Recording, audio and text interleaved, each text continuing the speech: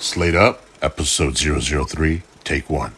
All right, quiet on the set. Roll sound, roll cameras, and action. All right, finally, Apple's come out and they've made their announcement and they've shown the world what they've been working on for some time with their VR, AR, spatial computing headset solution, which is kind of confusing for a lot of people. But I've had some time to digest and break it down a little bit from my perspective, and these are my opinions.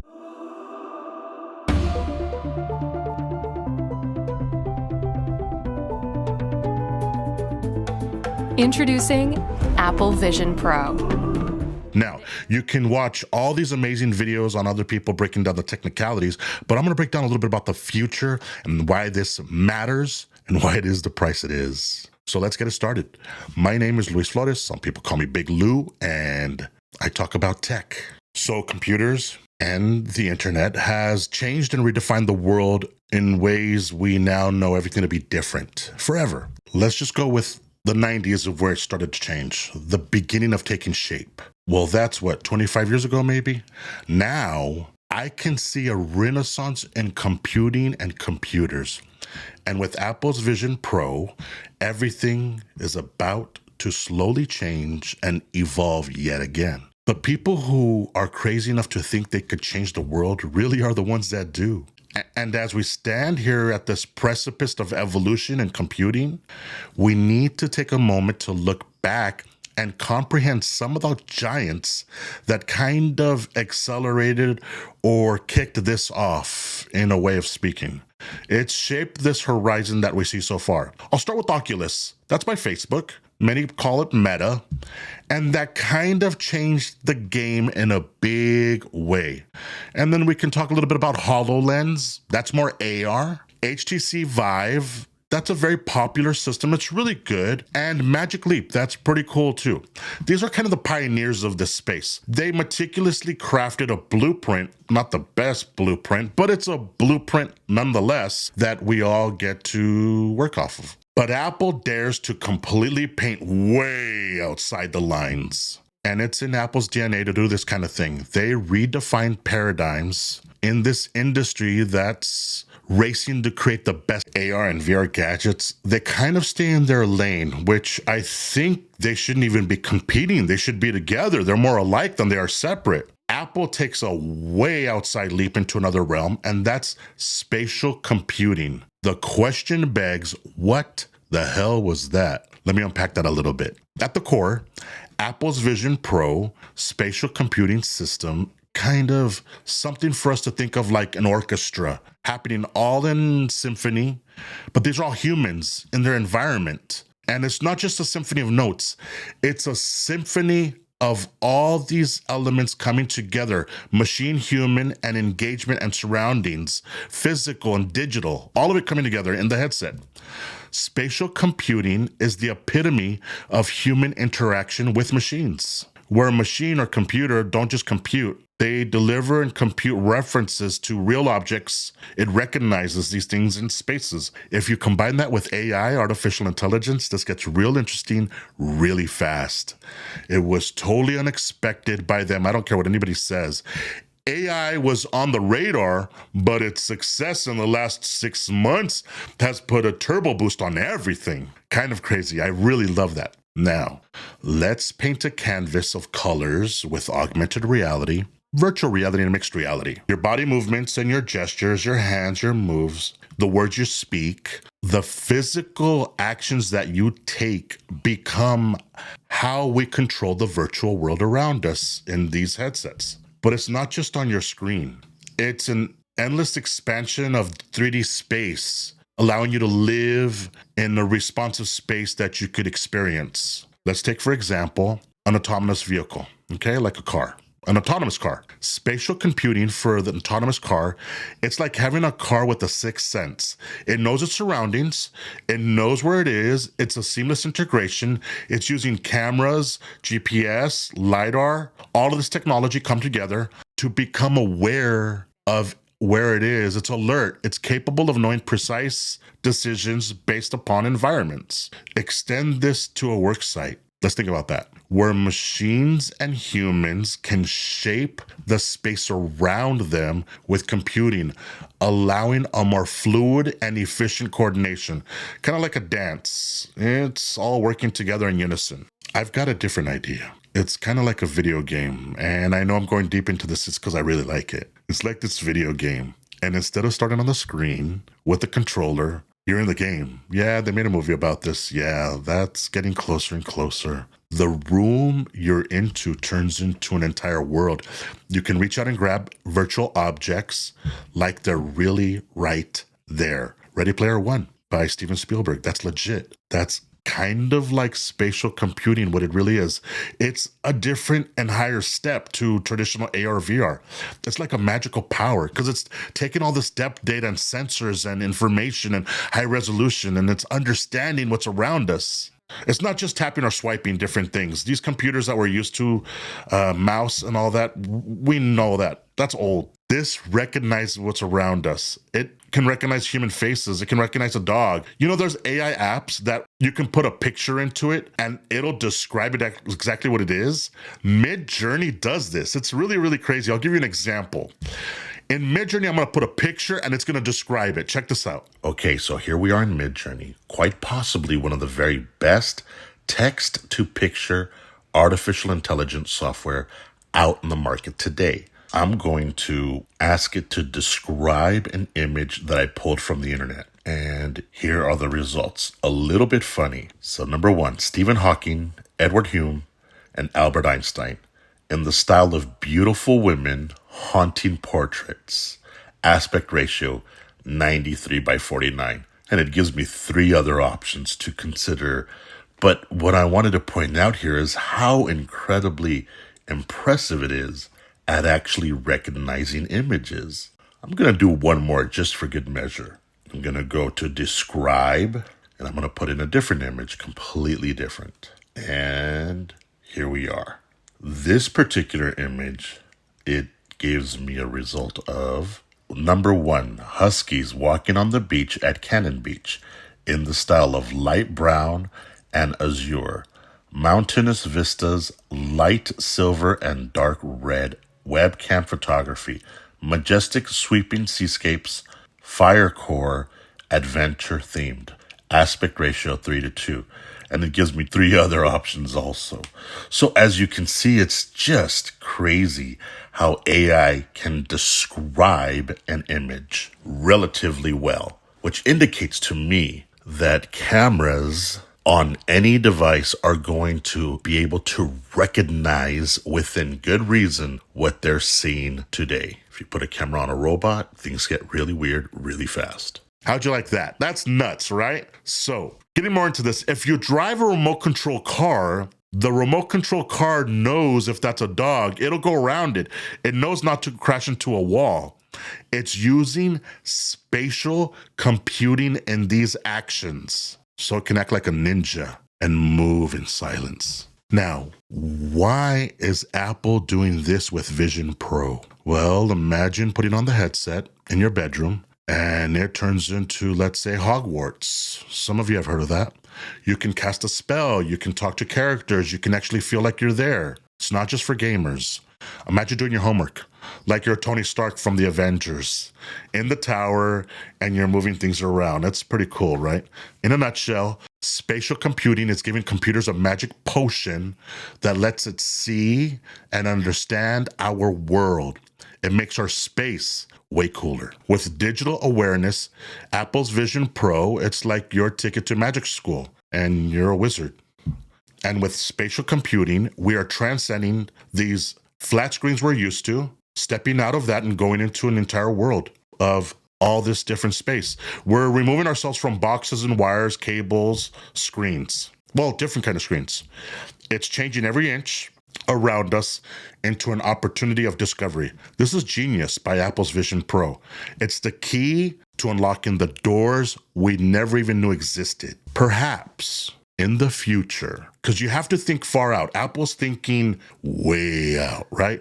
Perhaps in the future, we got to think a little different. Before the iPhone, I never thought I'd be able to be on the internet the way we could now. Not now. Like, think about it a little bit. Before the iPhone, we had flip phones, we had PDAs, we had Blackberries, we had phones that were games also. You almost had to buy a different phone for a different application that it did very well. But no phone did everything really well all at once. Apple changed the game. Who would have thought that we didn't need keyboards on a phone? Who would have thought that it would have high-speed internet capabilities with cameras, high resolution and video and LiDAR all in the palm of my hand? Who would have thought that? Who would have had that vision? Steve Jobs did with his team and his people. I get that. Today we have access to the internet through our small cell phones. People work off of these. We do a lot of different things with these cell phones. It's a computer in the palm of your hand. And that started like 2007-ish. What are we looking at here? Not even 20 years of technology there. Apple is doing some genius moves, and here's what they're doing that they don't talk about much, okay? They don't talk about AR, VR much in it. They don't mention these things. They don't put themselves in those barriers. They're transcending outside of that. They're moving outside these conventional applications and ideas. It's about conceiving the inconceivable with cutting-edge sensors, cameras for tracking head movement, eye tracking for precision, watching and selecting and making these choices. This gives us a gateway into a different metaverse that can be amazing. Now, I know that word can be controversial at times. This is legit. This will be more impressive than anything we've witnessed so far. This isn't just a gadget. It's a brush for painting new realities completely out of our realm. And there's a twist to this. Apple doesn't just create products. They meticulously craft an ecosystem. The true magic lies in the sustainability of their stores. It's like sowing the seeds of orchards that'll bear fruits for years to come. They get it. The App Store revolutionized the iPhone and iPads forever. Imagine an ocean of apps, third-party apps, in these new headsets, only bound by your imagination or others. Bring on the apps. I'm ready for them. I hope to make some. Now, I'm excited. I'm very supportive of this product. Why is this so special to me? Well, I love it because it's what lies within and how it commingles with the boundless cosmos outside. The device is allowing us to connect inside and outside, inside the headset and outside to the outer world. And it has a pass-through so I can see externally. You got to try these things out. I haven't, but I want to. Hey, Apple. The device is like the artist's palette with infinite colors. It features 12 cameras, LiDAR scanners, radar, and an incredible display resolution of 4K for your eyes. Very high quality stuff. And the internals, the chipset, the M2, the R1, all of these things are integrated to really provide us the hardware for it to make it dance. You know, Apple made iMacs, and for those that have an iMac, they know how do they stuff all this into this little screen. Apple knows how to do those kind of things. Apple makes tiny, fantastic devices, transcending us for a better experience. The price, well, all right, I'll get to that in a moment. But let's think about this for a minute. First, let's consider the following, because there's a lot of cynicism, there's a lot of people talking smack, and there's a lot of people upset and frustrated. It's all over social media. I get that. But let's take a look into this and uncover other products that are somewhat similar. You see, we have companies like Magic Leap and their headset. This company's raised nearly $4 billion with investors like Google, Alibaba, AT&T, and the base model of the version 2 is already $3,300. And if you want extra tools and you want extra capabilities and early access, it's over $4,000. Now, that's the Pro Edition. That's something to think about. Now let's look at the Microsoft HoloLens, which is only AR. That's focusing on augmented reality. And that standalone edition is $3,500. All right, let's look at something more cool like the HTC Vive. The HTC Vive Pro 2, an impressive headset, it's $800. Okay, not bad. But if you want it to work, if you want it to do something, you're gonna need a powerful computer to run with it. Something with a high-end graphics card and a computing system that's capable of running it. In a nutshell, if you're gonna build it or buy it, you're gonna start spending $800 really quick. And if you want something really good, you're gonna spend closer to $2,000 or $3,000. Again, we're in those multiple $1,000 range.